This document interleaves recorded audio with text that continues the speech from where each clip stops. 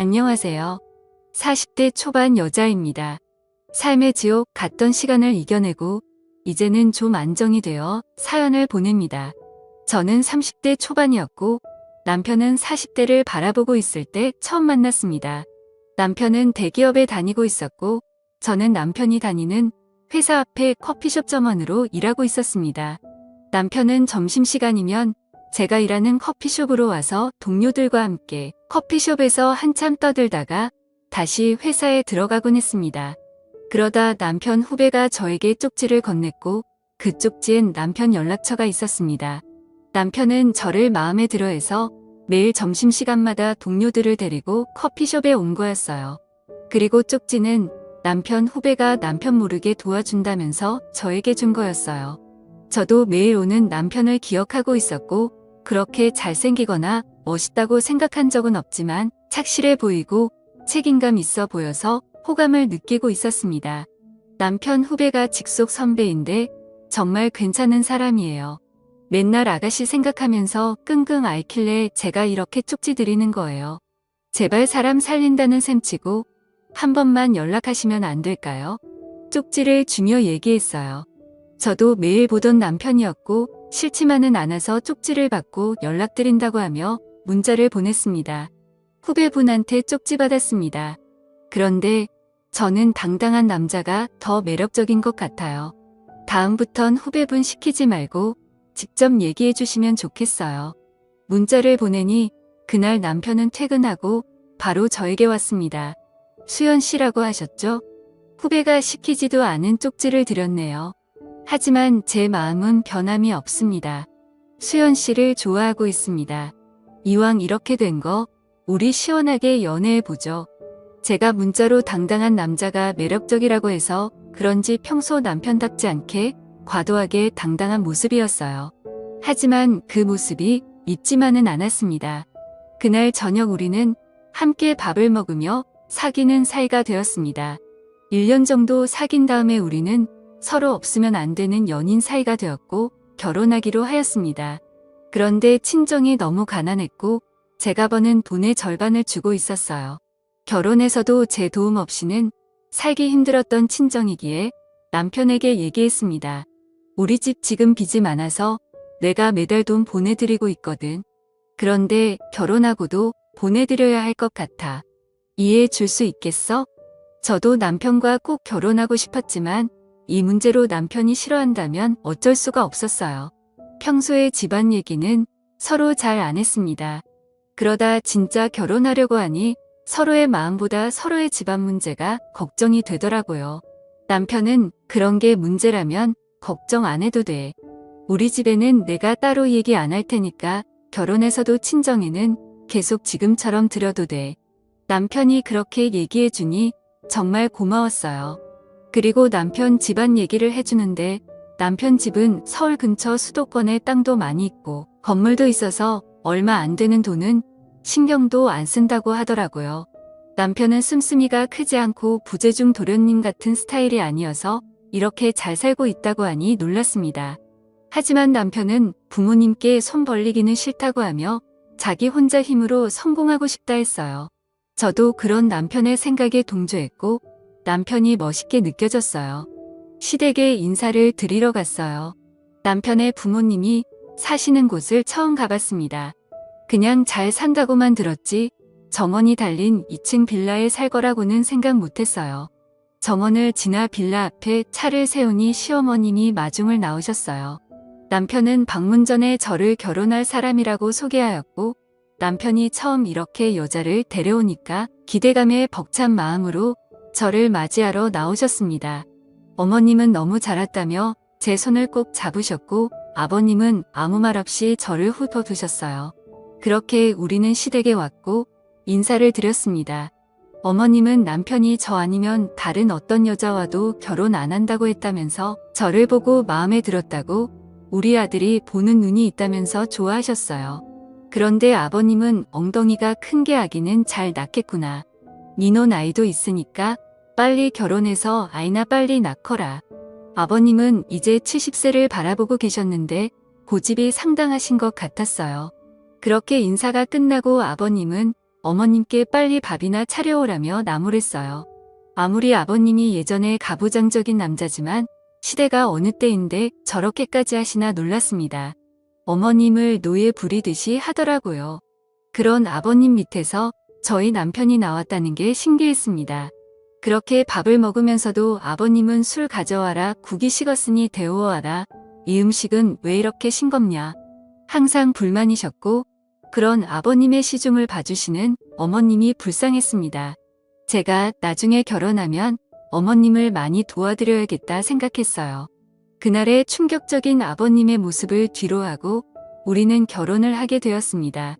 그리고 신혼집은 아버님이 작은 아파트를 사주셔서 거기서 시작하게 되었어요. 그렇게 우리는 행복한 신혼생활을 하였고 얼마 지나지 않아 아이를 가지게 되었습니다. 아이를 가졌다는 소식에 시아버님은 무척이나 좋아하셨고 저에게 각종 한약이랑 임산부와 아이에게 좋다는 음식은 다 보내주셨습니다. 하나밖에 없는 장남이 아이를 가졌다고 하니 안 좋아하시는 시부모님들은 없으시겠지만 시아버님은 유별나게 챙겨주셨습니다. 그렇게 아이를 가지고 5개월쯤 되었을 때 남편은 해외 출장이 잡혔다며 저에게 시누이에게 잠깐 가 있으면 안 되겠냐고 했어요. 남편이 출장을 간다고 하니 시아버님께서는 그런 며느리는 누가 돌보냐며 당장 자기 집에 들어와서 살라고 하셨다고 했어요. 물론 남편이 출장 가 있는 동안 친정에 있는 게 저는 더 편했지만 시아버님은 절대 안 된다며 자기 집으로 오라고 하셨어요. 시아버님이 저를 챙겨주시는 것도 있고 남편이 이렇게 부탁을 하니 남편이 돌아오는 3달 동안 시댁에서 지내기로 했어요.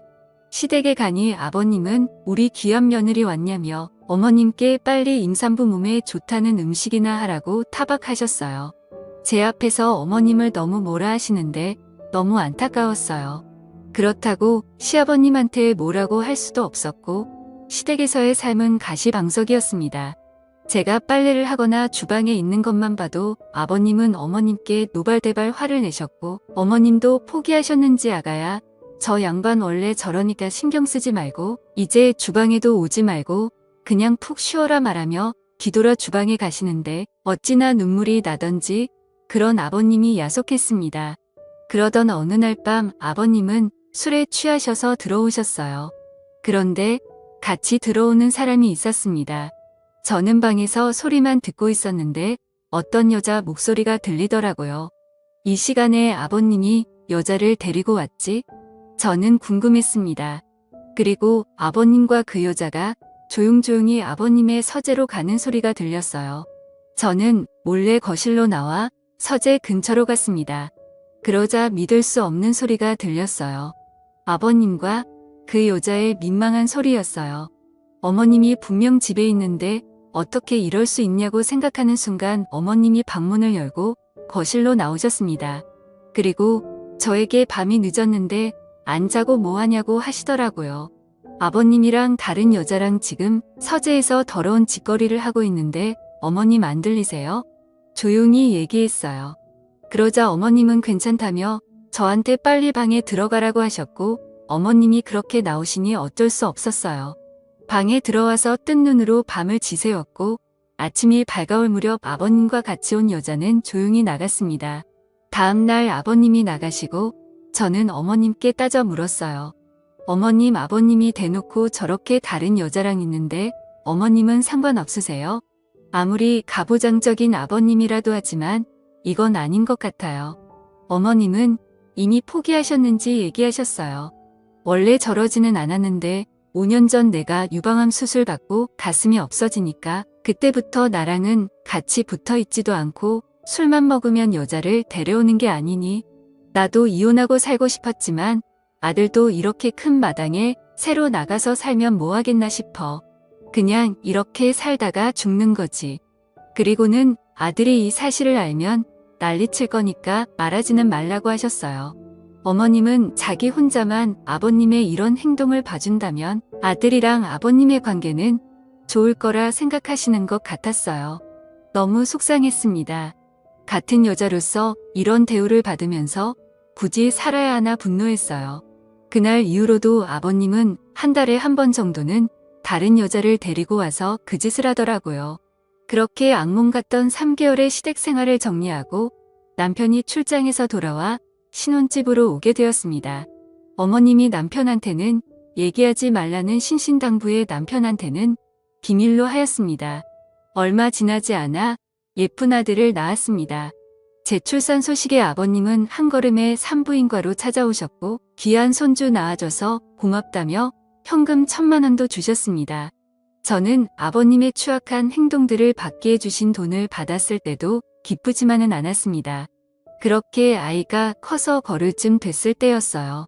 아버님이 급하게 저희 부부를 병원으로 부르셨어요. 어머님이 많이 위독하다면서 이제 얼마 남지 않았다고 하더군요. 아이를 키우고 정신이 없어서 시댁에도 자주 못 갔었는데 갑작스러운 소식에 당황했습니다. 급하게 남편과 병원으로 가니 중환자실 앞에 앉아있는 아버님이 보였습니다. 그리고는 울면서 남편한테 얘기하더라고요. 밖에 일 보고 들어오니까 내 엄마가 거실에 쓰러져 있더라고. 119를 불러서 병원에 왔는데 유방암 말기라고 하는 게 아니니 이제 살 날이 얼마 남지 않았다고 한다. 어머님은 원래부터 자기 불평이 없으셨던 분이라 정말 죽을 정도까지 아프지 않으면 말을 안 하셨을 것 같았어요. 남들한테 피해를 주는 걸 무척 싫어하셨거든요. 그래도 자기 몸인데 남들을 왜 생각하셨을까? 유방암 말기까지 올 정도면 무척 아프셨을 텐데 그렇게 참으면서까지 남편과 아들한테 피해를 주기 싫었는지 너무 안타까웠습니다.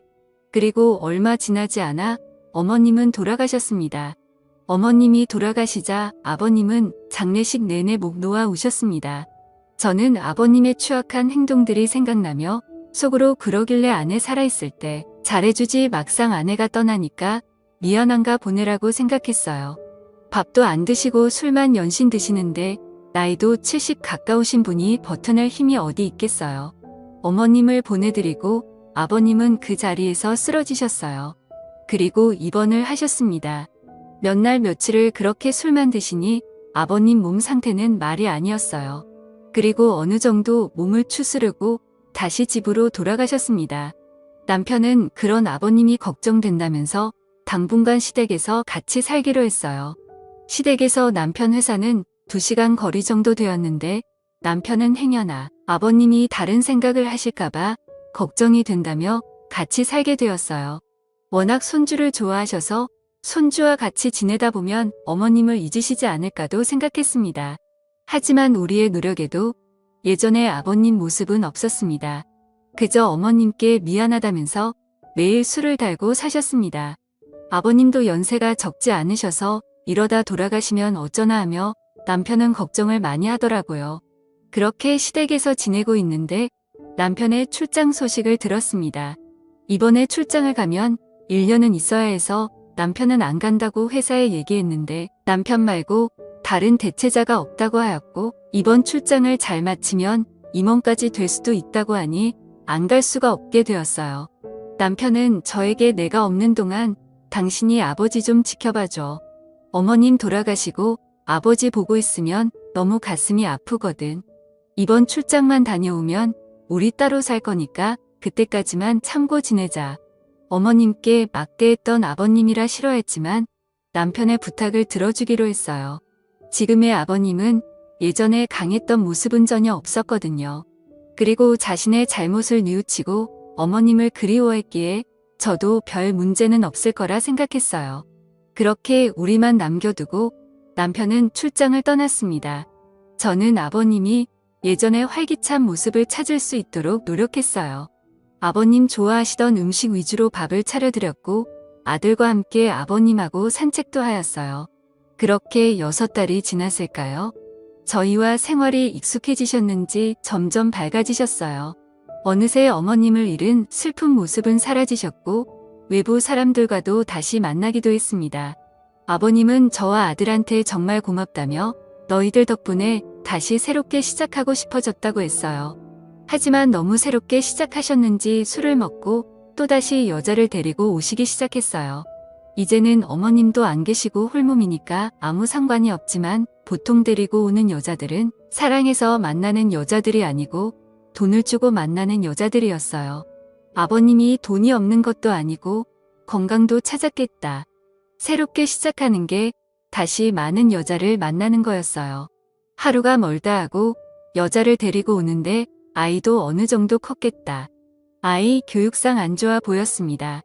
남편이 오기 2달 남았을 때 아버님께 아이를 친정에 보내겠다고 했어요.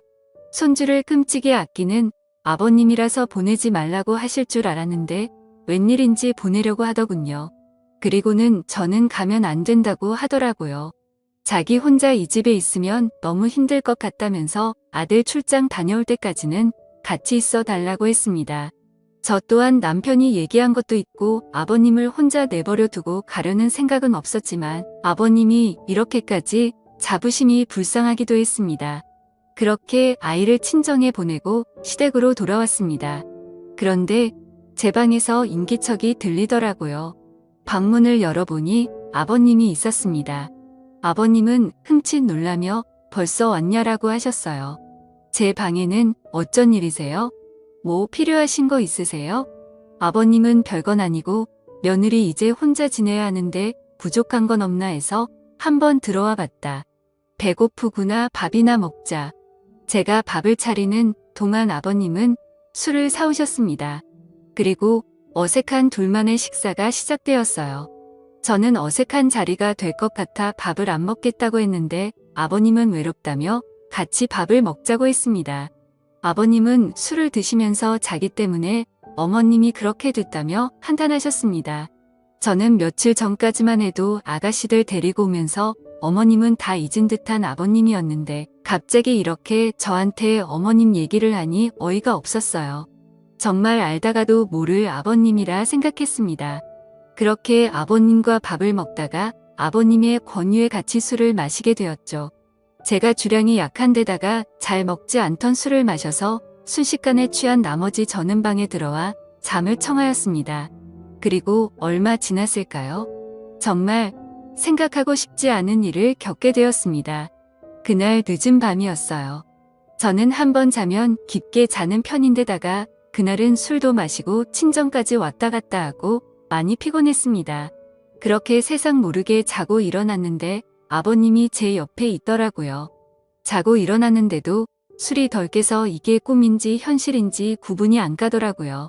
어렴풋이 생각나는 건 남편이 오랫동안 자리를 비워서 제가 외롭다는 말을 했던 거 같기도 하고 결국 실수를 저지르고 말았던 거였죠. 잠시 후 아버님이 깨셨고 저는 무슨 짓이냐며 화를 냈습니다. 그러자 오늘 일 절대로 비밀 지켜줄 테니 자신과 지내주면 안 되겠냐고 하더라고요. 저는 많은 생각을 했습니다. 이 상황이 남편한테 그리고 아들한테 들려진다면 나는 어떤 여자가 되는 거지 정말 상황 판단이 안 되더라고요. 그래서 일단 생각해 본다고 말하고는 그날 저는 바로 친정집으로 갔습니다. 이 사실을 누구한테 말하기도 싫었고 우선 아버님과 떨어져서 지내야겠다고 생각했어요. 친정에서 잠을 청하고 있는데 한 통의 문자가 왔어요. 아버님의 문자였어요. 내일 당장 돌아오지 않으면 아들한테 어제 일을 다 말하겠다고 하더군요. 너무 창피한 마음에 다음날 시댁으로 바로 돌아갔습니다. 그리고 어쩔 수 없이 아버님의 요구를 들어주게 되었습니다. 그냥 하루빨리 남편이 돌아오기만을 기다렸습니다. 그렇게 아버님과 단둘이 산지 한 달쯤 됐을까요? 모르는 번호로 한 통의 전화가 왔습니다. 박주일 님이랑 어떤 관계시죠? 박주일은 아버님 이름인데 누군데 나한테 연락하는 거지 생각했어요.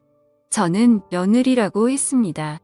그러자 박주일 님이 1시간 전에 교통사고 당하셨는데 그 자리에서 사망하셨습니다. 주변에 아는 사람도 없어서 박주일 님 핸드폰에 있는 번호로 연락드린 겁니다. 빨리 병원으로 오셔야 할 것 같아요. 저는 너무 어이가 없었습니다. 어제까지도 저와 같이 붙어있던 사람이 순식간에 죽었다는 소식을 들어서 좀 충격적이었거든요.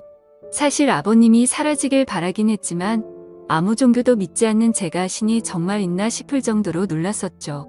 아무튼 연락을 받은 저는 곧장 병원으로 갔습니다. 병원에는 경찰들이 있었고 저에게 얘기했어요.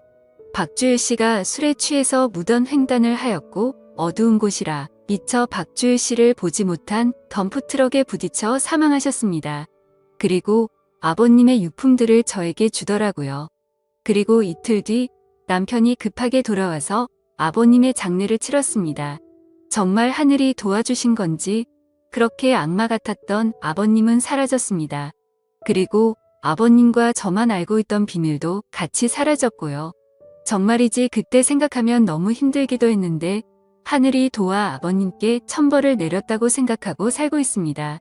남편에게 미안한 마음으로 앞으로는 더 조심하면서 열심히 살겠습니다. 감사합니다.